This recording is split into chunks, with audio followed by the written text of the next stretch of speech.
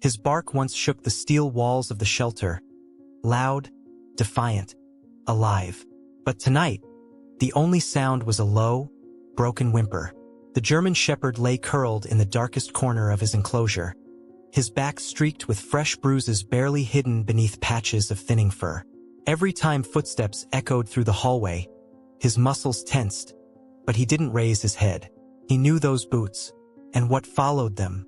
The shelter smelled of bleach and despair. Volunteers had stopped asking about Cage 17. It was easier that way, safer too. Marcus, the overnight caretaker, made sure of it. No one knew the dog's real name, just a number on a clipboard. Number 6842.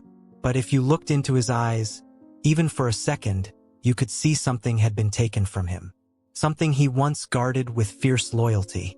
Outside, a storm clawed at the windows as Elena, a young veterinary student doing her mandatory shelter rotation, arrived for the night shift. She had heard whispers about the dog in Cage 17. Some said he'd bitten a handler. Others claimed he was untrainable, dangerous. But something about the silence behind that cage door made her pause. She didn't know yet that the dog inside had once worn a badge. Didn't know that Marcus had something to hide, something he thought no one would discover. As Elena stepped closer, the shepherd's ears twitched. He didn't growl, didn't bark. He just watched. A faded scar beneath his left eye caught the dim light, and for a split second, she saw it. Intelligence, pain, and a flicker of trust. She bent down slowly, her hand hovering just above the latch. Behind her, Marcus's voice cracked through the hallway like a whip. "Don't touch that dog." But it was too late. The lock clicked, and for the first time in weeks, the shepherd lifted his head. Something gleamed in the dark. Snow flurried outside the shelter's rusted fence, melting as it hit the warped roof. Inside, the fluorescent lights buzzed with a cold, sterile hum, casting long shadows across rows of cages. A draft slipped under the warped back door, brushing over Elena's ankles as she walked the corridor alone. Her fingers clutched a clipboard tighter than needed, knuckles white, breath visible in the chilled air. The walls were a faded green, the kind of color that tried to look calm but reeked of fatigue. The echo of distant barks had faded into silence, except for one low hoarse, drawn from deep inside Cage 17. Her boots clicked on the wet concrete, the sound loud in the emptiness. She passed posters of adoption drives no one came to, peeling slowly from the walls. Her eyes scanned the cages, noses pressed to bars, tails thudding in hope. But when she reached the end of the hallway, hope seemed to vanish. The last cage was different. Covered partially with a tarp, it looked like the place they forgot. But Elena hadn't forgotten. Ever since she read the medical file left half open on the desk, her curiosity had sharpened into something deeper. Concern, maybe even responsibility. There was something about the name scratched out in the corner, about the vet's unreadable scribble. Unfit for interaction, aggressive history, a void. The air felt heavier here. She pushed back the tarp. The German shepherd inside didn't bark, didn't even move, but his amber eyes locked onto hers with unsettling stillness. The bruises on his back were darker tonight, some fresh, others older, faded into his coat like memories that refused to heal. Something about that stillness made her heart thud harder. She thought she saw a faint gleam beneath the dirt on his collar. Maybe a tag long lost to time. Outside, a siren wailed far off, somewhere in the city. Inside, the dog shifted almost imperceptibly. His gaze didn't threaten, pleaded. Elena stepped back, uneasy. But even then, she didn't look away. Something told her she couldn't. Not yet. Elena couldn't shake the dog's stare even as she returned to her small, cluttered office. The heater barely worked, and the thin walls did nothing to keep out the cold. But it wasn't the temperature that made her uneasy. It was him, the German shepherd. She'd seen abused dogs before. Flinching, growling, snapping out of fear. But this one was different. He didn't cower or growl. He watched, like he remembered something she didn't. Like he knew something she couldn't guess. The file didn't help much. No name, no intake photo, just vague notes. a list of injuries, and a red stamp, transferred from temp unit, case pending. That stamp was from over 3 weeks ago. No follow-up, no visits, no vet check, and the caretaker assigned to his case, Marcus, was already gone. Left abruptly last week, no explanation, no exit interview. Elena tried calling the number listed. Disconnected. She stared at the paper longer than necessary, then folded it and tucked it into her pocket. That night, long after the other staff had left, Elena found herself back at the cage. She brought a clean blanket, a bowl of warmed broth, and a flashlight. The dog didn't move when she opened the door, just sat there, watching. Up close, she saw the scars more clearly. Too many. Some old and knotted, others fresh. Her throat tightened. "I'm calling you Maverick," she whispered, more to herself than him. The name felt right, a survivor's name. As she knelt, setting the blanket down, she noticed it, the glint again. She reached slowly, and Maverick didn't flinch. Under the matted fur of his neck, her fingers found the tag. She wiped the dirt with her sleeve. It wasn't a standard shelter tag. It was police-issued. Her breath caught. The number etched into the metal was partially worn off, but it was enough. Enough to search. Enough to ask questions. Her heart pounded. Why was a police dog here? Nameless, hidden, wounded? The next morning, she called the department. She left a message with the K9 unit, citing the tag number. She didn't expect a fast answer, but it came quicker than expected. That afternoon, a man showed up, Detective Jason Reeves. He was tall, in his mid-30s, with a clean shave and a sharp stare. When Elena met him at the gate, he wasted no time. "You called about a dog with a department tag?" Elena nodded, leading him inside. The shelter buzzed faintly with noise, but her mind was already racing. When they reached Maverick's cage, the detective stopped cold. He stared at the dog, long and hard.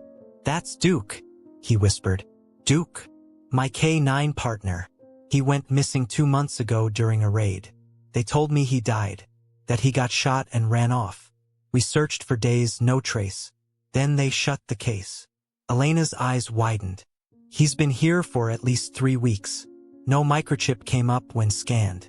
Someone wiped his file." Jason's jaw tightened. "He was microchipped. All our dogs are. If it didn't register, someone removed it." They both stared at the German Shepherd, Duke, Maverick, quiet and unmoving, but alert. "Who brought him here?" Jason asked. "I don't know," Elena said. "The file said transfer from a temp unit, but the records are incomplete. The caretaker assigned to him, Marcus, he vanished too." Jason took a slow breath. "Marcus? Marcus Hill. You know him?" "He used to work for the department. Fired last year. There were allegations. Abuse, smuggling, working with outside groups. But nothing stuck." Elena felt her chest tighten. "You think he took Duke?" Jason didn't answer right away. Instead, he crouched, his voice quiet. "Duke, it's me, Jason." The dog stirred. For the first time since arriving, his body leaned forward. His ears lifted. His nose twitched. Then he stood. It was slow, deliberate, his legs stiff, but he stepped forward, pressing his head gently into Jason's hand. Elena felt the breath rush from her lungs. He remembered. Jason's voice cracked. "They told me you were dead." Elena stepped back, letting the two reconnect. But her mind raced. If someone had gone to such lengths to hide Duke, wipe his records, erase his tag, remove his chip, what were they hiding? And why? That night, she dug deeper. She stayed after hours, pulling old intake logs, security footage, anything that might show who dropped Duke off. Most of the cameras didn't work, no surprise. But one outside the side door had a faint time-stamped recording from 22 nights ago. It showed a van. No plates. A man wearing a hoodie, limping.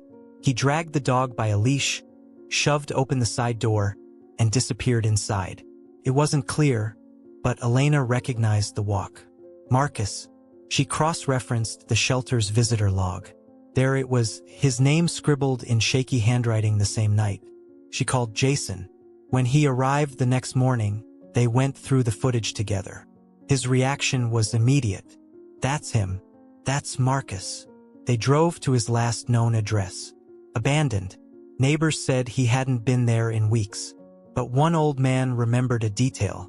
Saw him loading dogs into a trailer late one night. Not shelter dogs. Purebreds. Looked scared. Jason clenched the steering wheel on the way back. He's trafficking. Injured, lost, or stolen dogs. Police dogs fetch thousands overseas. If Duke hadn't been too injured to move, he would have been gone too. Elena stared at her hands. Why dump him at our shelter then? Maybe guilt. Maybe fear. Or maybe he wanted to bury the evidence in plain sight. They needed proof. Jason got a warrant to search Marcus's old storage unit, based on the tag footage and Elena's testimony. What they found stopped them cold. Inside were cages, empty now but lined with fur, toys, old collars. Some had names scratched into the walls. Max, Shadow, Bella. Police reports later revealed they were all reported missing K9S or high-value breeds. Jason stood silent for a long time. I should have known, he muttered. He was always bitter about the way things ended. But this is evil. Elena put a hand on Duke's back. The dog had started walking again, slow but steadier each day. He was eating, sleeping, even wagging his tail just barely. She smiled faintly. He made it back. That's what matters. But just as she said it, a message came through on Jason's phone. Marcus had been spotted, near the old docks, the place he used to volunteer at. Jason turned to her. You should stay. Could be dangerous. But Elena didn't move. He hurt Duke. I want to be there when he's found. Jason hesitated, then nodded. Let's finish this. A cold wind stirred the brittle leaves outside as Elena sat at her desk, eyes fixed on the police report she had printed hours ago. The words blurred, but the photo clipped to the corner. Duke, alert and strong in his K9 vest, burned into her memory. She stared at it, trying to reconcile the fierce protector in the image with the broken dog who had trembled in her arms at the shelter. Duke hadn't just been another mistreated stray. He had been someone's partner, someone's hero, and if what she suspected was true, someone had gone to great lengths to erase that. She hadn't told Jenny everything. The camera feed being wiped, the odd way Marcus reacted when she asked questions, even the old vet files missing pages. Every piece itched in her mind. Something about the shelter felt off, far beyond ordinary negligence. Someone was hiding something. Jenny had brushed it off as paranoia, but Elena felt it in her bones. Duke didn't just get lost in the system. He was hidden, determined. Elena slipped into the shelter that night with her phone flashlight guiding her. The hallway creaked beneath her steps. She passed the kennels, all silent except for Duke's faint whimper. He was watching her, eyes reflecting the light.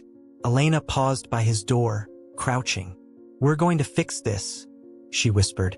He didn't move but blinked slowly, as if understanding. In Marcus's office, the locked file cabinet was the first thing she checked. Jenny had claimed she never saw keys, but Elena had watched Marcus that morning. He wore a jangly keyring hooked on his belt. She had seen him drop it in the storage closet earlier. Heart pounding, she crept toward the closet. Every noise felt amplified. The hum of a distant light, her own breathing, the echo of a thud somewhere behind the kennels. Inside the closet, she rifled through boxes until her fingers brushed cold metal. Jackpot. She grabbed the keyring, then froze. Something shifted behind her. The air tightened. Slowly, she turned, holding her breath. Nothing, just shadows. But her gut screamed otherwise. Back in the office, she worked quickly, the lock clicking open. Folders spilled out. Some were medical records, others looked like intake forms, but a few were more disturbing. There were euthanasia orders, with no dates. Some had photos of dogs Elena had seen at the shelter, still alive. Others were tagged aggressive, but with no notes. It was like someone had marked dogs for removal regardless of their condition. Then she found one labeled K9, Alpha, Duke. The file was thin. Inside was a single page, his original shelter intake, marked unclaimed stray, and a note scribbled, too high risk, Recommend termination. Elena's stomach dropped. This wasn't a mistake. Someone wanted Duke gone, and they had nearly succeeded. She took photos of everything, hand trembling. As she turned to leave, the door creaked open. Light spilled in. Marcus stood in the doorway, face unreadable. "You shouldn't be in here." Elena's heart pounded. "I know what you've done." He stepped closer, calm and slow. "You're a smart girl, but you're not thinking. These dogs? Some of them can't be fixed. They're liabilities. He's a police dog. He saved lives. And he was broken. What was I supposed to do? Let him attack someone? You think you're doing good here, but you don't understand what it's like running this place." "I'm reporting you," she snapped, backing toward the hallway. "Everything." He didn't move, didn't even flinch. "Then you better make sure you don't leave anything behind." Suddenly, Duke barked, sharp, loud, and furious, from his kennel. The hallway echoed with it. It wasn't scary this time. It was a warning. Marcus lunged forward, and Elena ran. She dashed down the hall, keys clattering in her hand. She had no plan, just get out.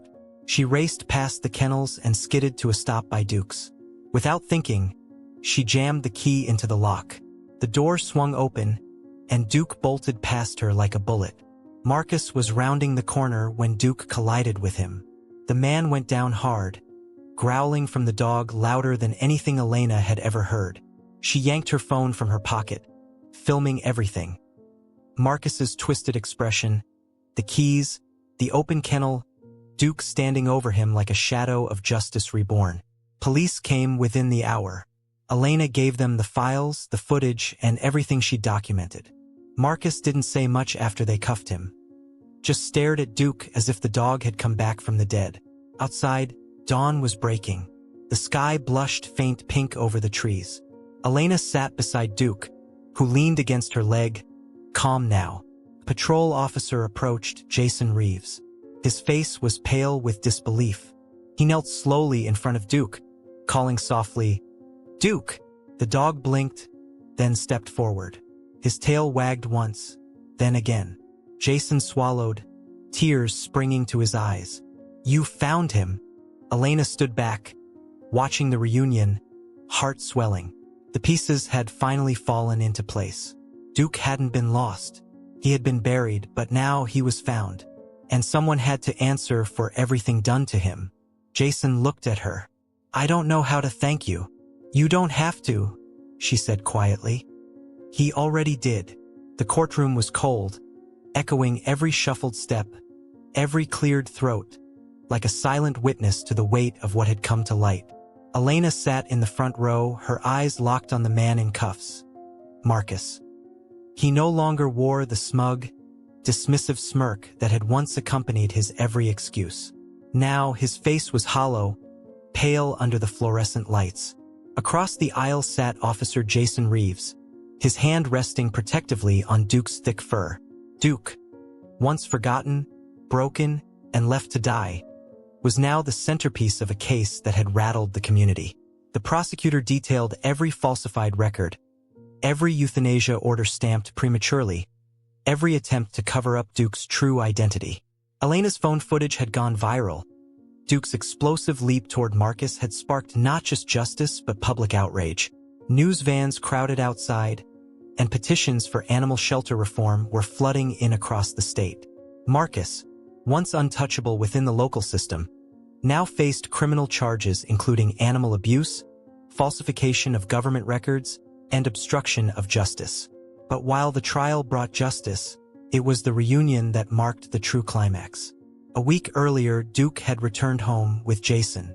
Jason's small house near the outskirts of town had once been silent, empty since the night Duke went missing on a narcotics raid gone wrong. He had always blamed himself. One minute Duke was at his side. The next he was gone in the chaos of gunfire and fleeing suspects. When no body was recovered, he had hoped. But days turned to months, then a year, and the department declared Duke lost in the line of duty. But fate had other plans. When Jason knelt in front of Duke that morning at the shelter, the world seemed to pause. Duke sniffed the officer's hands, then gently nudged his chest, whining. A soft, choked sound from deep inside. Jason buried his face in Duke's fur, sobbing. "You came back to me, buddy," he whispered. "You came home." Now, in court, Duke sat poised and calm beside his partner once more, head high, eyes alert. The same dog who had once guarded the streets, tracked suspects through fields and rivers, was back where he belonged. Not just as a symbol of courage, but as living proof of what love and justice could reclaim. After the verdict was read, guilty on all charges, Elena felt the breath leave her body in a rush of relief. Marcus didn't speak as he was led away. He never looked back. Jason turned to Elena and offered a hand. "I don't know what would have happened if you hadn't stepped in. You saved him." Elena shook her head. "He saved himself. I just gave him the chance." A few days later, Elena visited Jason's home. The place was modest, with a worn porch and a backyard that backed into open woods. Duke barked once as she arrived, then bounded toward her with a joy she hadn't seen even in the weeks following his rescue. He still remembered. She had been there when no one else had listened. She had believed him when he couldn't speak. Jason waved her inside. "He hasn't left my side since we got back. It's like he's making up for lost time." "He deserves it," Elena said softly, kneeling to scratch Duke behind the ears. "They all do." Jason's expression shifted, something weighing in his gaze. "I've been thinking, we're starting a new unit. Therapy K9S for first responders. Duke's not fit for raids anymore, but he's still sharp, still loyal, still brave. I think he'd be perfect." Elena's eyes lit up. "That's incredible." "He was born to serve," Jason said, watching Duke with pride. "And thanks to you, he still can." In the months that followed, the shelter underwent a complete overhaul. Marcus's actions had opened a floodgate of scrutiny. New leadership was brought in, new staff hired, and a complete audit of every case file began. Elena was asked to consult on policy reforms, something she had never imagined herself doing. She agreed on one condition: that no animal ever be disposed of without exhaustive efforts to rehabilitate and rehome. The community rallied behind her. Donations poured in and volunteers tripled. Duke became a local celebrity not just because of his past, but because of his present. He visited schools, hospitals, even trauma centers, sitting calmly beside those who needed comfort the most. He wore a new vest, not a K9 attack vest, but one that read Hope Dog. One chilly morning in November, as the sun rose over a frost-kissed field, Elena and Jason stood beside Duke on a makeshift stage in front of City Hall. A crowd had gathered, children waving signs, officers in uniform, reporters scribbling notes. The mayor stepped up to the microphone. "Today we recognize a hero, not just for his service in law enforcement, but for his resilience, his heart, and the lives he continues to touch." Duke reminds us that healing is possible, that even in the darkest places, light can be found. Ladies and gentlemen, please welcome our town's official canine ambassador of hope, Duke. Applause erupted as Duke barked once, tail wagging furiously. Elena couldn't stop smiling. After the ceremony, as the crowd dispersed and the sun climbed higher, Jason turned to her. "You know, I think he misses you." "I miss him too," she said, crouching as Duke pushed his head into her chest, tail sweeping the air behind him. "But he's exactly where he belongs now." Jason looked around at the people smiling, the kids running, the volunteers proudly wearing their shelter badges. "You know, so are you." Elena blinked, touched by the words. "Maybe we both found our place." And as Duke raced across the open grass, ears perked, eyes bright, a gentle breeze rustled the leaves overhead. He wasn't running from his past anymore. He was charging toward his future, free, loved, and whole. Elena stood on the porch of the newly renovated shelter, watching Duke lying peacefully in the grass as children from the local school gently pet him. He was calm, his eyes half closed, tail flicking now and then with quiet joy. The sunlight caught the faint streaks of gray along his muzzle, but his spirit hadn't dulled. He still listened sharply when Jason whistled from across the yard, rising like a soldier answering a call. Not out of duty, but devotion. Elena smiled, a deep, settled warmth in her chest that hadn't been there months ago. She had come to the shelter searching for experience, maybe even a place to belong. She had found more than that. She had found truth, courage, and a bond that could not be broken. Duke had been her anchor when everything felt unjust, his silent strength guiding her through every doubt. In saving him, she'd discovered her own voice. She was no longer just a student chasing credits. She was an advocate, a protector, someone who refused to let the voiceless suffer unseen. As the children waved goodbye and Jason clipped Duke's leash for a short walk, Elena lingered for a moment longer. She looked at the rows of new kennels, the fresh paint on the walls, the soft beds now tucked in every corner. Every small change was a sign of what they'd overcome.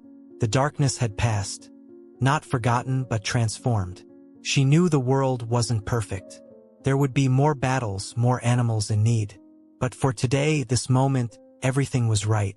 Duke trotted back toward her, leash slack, tongue lolling, and nudged her hand before sitting loyally at her feet. She knelt beside him, wrapping her arms gently around his neck. "We did it, didn't we?" His tail thumped once against the porch. They had both been lost in their own ways, hurt and uncertain. But they'd found each other, and through that, found purpose, healing, and love. And for Elena, that was enough. Elena never imagined that one brave dog could change the course of her life. But Duke wasn't just a survivor. He was a hero who reminded her what it meant to fight for those who can't speak. If you were in her shoes, would you have followed his tracks into the unknown? Would you have stood your ground when no one believed you? Let us know in the comments. What would you have done? Have you ever bonded with a dog so deeply that you'd risk everything to protect them? We'd love to hear your stories, your thoughts, and how animals have touched your heart. If the story moved you even half as much as it moved us while writing it, give it a big thumbs up. Everything helps us keep sharing powerful, emotional stories like Elena and Duke's. And don't forget to subscribe.